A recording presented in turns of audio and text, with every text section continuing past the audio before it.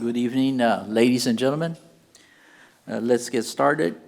Today is Tuesday, February the 7th, 2023. I will now open the Finance Committee meeting, and the time is, can't see from here. 5:48.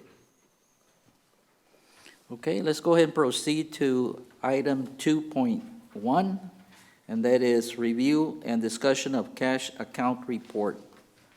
Ms. Servillon? Yes, sir, thank you.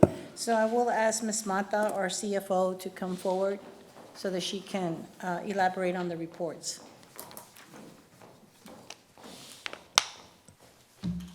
Good afternoon, Board of Trustees, Ms. Servillon. Okay, I will start with,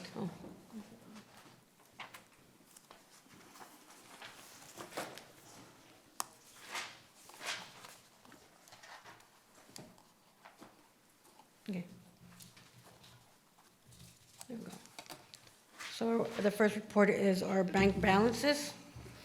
And on our cash accounts, which is with First Community Bank, at the end of January 2023, the total cash balance was $10,481,021.91.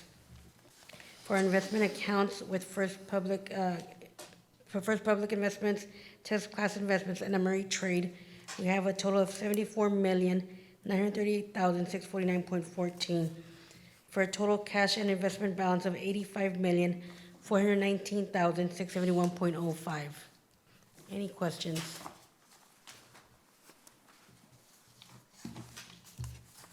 Questions? No questions? Agenda item. The next item is 2.2, and that is review and discussion of comparison of revenue and expenditures to budget. Okay.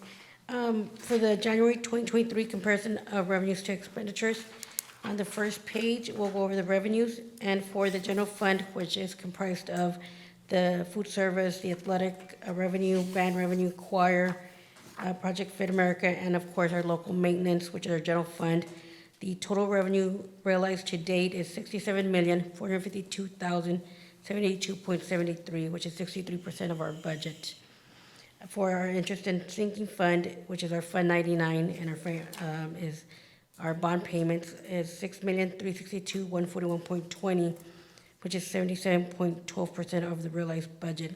Combined for those two funds is $73,814,923.93, which combined is 64.9% of the total budgeted revenues. In the bottom, you can see our capital projects, which is actually our construction for our bond, and total realized with the bond and interest earned over the total bond life is $41,141,912.81. So we've actually realized $1,141,912.81 in interest from the $40 million. Any questions on revenues before I go into expenditures? No questions? Agenda item. Moving on to 2.3, review and discussion of tax collection report.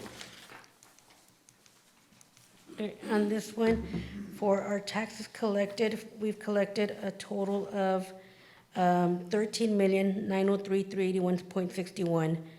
The percent collected is 75.96% compared to 76.38%. So very slightly, not even a percentage less than the same time last year. So we're doing good on our collections. Any questions? No questions? Agenda item. Next, we go to 2.4, review and discussion of check disbursements. For January 2023, for the general fund AP checks, these are all the vendors that we've paid through all the different funds that we have, was $2,648,020.24. For our student activity checks, these are all the club organizations that took student activity, the principal accounts and so forth, is $122,548.63. For our construction projects, which is the bond payment, the bond vendors that we have, is $819,421.26. The scholarship checks is $17,500. The beginning of the next semester for our college students that got awarded from last year, and these are the checks that have been dispersed. The payroll checks is the monthly and biweekly payments that we make. That's to our employees, that's $6,441,447.10. And our payroll liability checks is for TRS, IRS, any voluntary insurances is $1,500,226.64. For a total amount of all checks that we issued was $11,549,163.87. Any questions? No questions? Okay, move on to 2.5, and that's review and discussion of contracting with Cameron County Elections Department for the May 6, 2023 elections. Okay, in your packets, you should have received a copy of the contract. Again, this is for the election services with the Cameron County that assists us in running the elections for the May 6th election. It delineates the election judge's compensation, the clerks, the expenses, for what the early voting is gonna get paid. And the contract total, the estimated cost for the district at this point is $40,645, with a deposit of $24,387 to be paid to the county for the election. Any questions? The estimated cost is $40,645. We have to make a deposit of $24,387. Okay. And when do we make that deposit? As soon as the contract is signed and we send it over, Okay. we issue a requisition and then we make the Okay, payment. okay, you get to, okay, very good. Any questions? Do we split the cost with the city? Yes, where there's a resolution, like 2 or 3 more line items down. Okay. Yes. Questions? No questions? Agenda item 2.6, review and discussion of May 6, 2023 order of election for the purpose of electing to the Board of Trustees of the San Benito CISD members to fill place 4, 5, 6, and 7. Okay. This is the order of the general election that the board approved. It states that the election is hereby ordered for May 6, 2023, for the purpose of voting on electing Board of Trustees for places 4, 5, 6, and 7. It delineates the early voting branches that will be held, which is the San Benito Community Building, the hours and the date, which is early voting is April 24th to the 28th from 9 to 7. Saturday, April 29th from 10 to 5, and then May 1st through May 2nd is 8 a.m. to 8 p.m. And again, it states it in English and Spanish. And then the early voting clerk is Remy Garza, which is the elections administrator. The address, in case applications for ballots are to be mailed, the deadline is April 25th. And then, of course, that this is issued on the 14th day of February, which is next week when it'll be board approved, if it is. Any questions? No questions? Agenda item. We move on to item 2.17, review and discussion of the notice of elections polling sites for the May 6, 2023 school board elections. Okay, again, just a reiteration of what the order states. The early voting location is the San Benito Community Building. The dates are the same and the times are reflected on the order. Then the election day polling places are on the bottom. La Encantada, San Benito Fire Station, San Benito Community Building, Rangerville Elementary School, Los Indios Community Center, Fred Booth Elementary School, La Paloma Elementary School. Any questions? I know this is something that's come up several times. Getting the high school as a polling location, how would we do that for future elections? Because this has already been decided for this election, correct? That I know of, I can find out what the process is and let y'all know. Okay, Okay? thank you. Any other questions?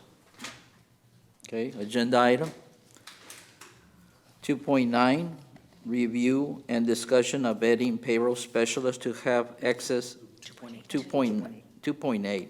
I better put my glasses on. Review and discussion of the joint resolution between San Benito CISD and the city of San Benito. Okay. There we Again, go. This is a resolution that I mentioned earlier, to where it delineates that the city of San Benito and the school district are holding a joint election, and then we're gonna share the expenses. Question, it doesn't show the amount that they're supposed to pay on this? The county gives them their contract and gives us, the 40,000 is for the district itself. They have a different amount. So the total, Okay. yeah, So we have to pay 40,000 Yes. and they have to pay, whatever amount that it Okay, is, I yes. so we're not splitting the cost. Well, the total cost in essence, it's 80,000, so we're paying 40 and 40. That's what it is. I mean, I can find out, So we're really not splitting anything. I No, mean, no, we are, so they Yeah. have, like, say the whole thing costs 80,000. probably about 60 because the school district has a much broader. I can find out what their contract is. Find out, yeah. find out, because it's not fair to us, you know? But you do have to keep in mind that we have a larger area. Yeah. I know, but if we're gonna do a resolution, it needs to be split in half or, you know, split a certain way, a Proportionately. portion, you know what I'm saying? Yeah. And it needs to say the amount that they're gonna pay, in my opinion. Okay, You know what I'm saying? Yeah.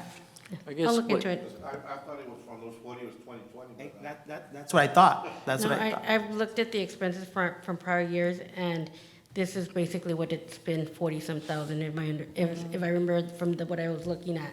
But I'll compare it from what we've previously paid, and then I'll ask the county if they can disclose Yeah, what the be- city pays. Yeah, Okay? Yeah, and we just have to keep in mind that we, as the school district, have more polling places than the city does. Yeah. Like, the city wouldn't have to. I understand Yeah, that. but- I know that, I But don't if we're know, gonna split it, it needs to show the amount, you know what I'm saying? yeah, the city only has 3 polling places, and we Right, have. right. Yeah, so, but I can get that information for you. Appreciate that. Yes. Any other question? Any other questions? Move that to agenda item. Now we move on to 2.9, review and discussion of adding payroll specialists to have access to First Committee Bank account and remove payroll clerk. Okay, we just recently added the payroll specialist position, and now we're giving her access in case the payroll coordinator isn't there. She will have access to do whatever the coordinator duties have to be done. So we have we have a payroll clerk that is currently allowed to have access. That was, yes, beforehand, apparently that was done.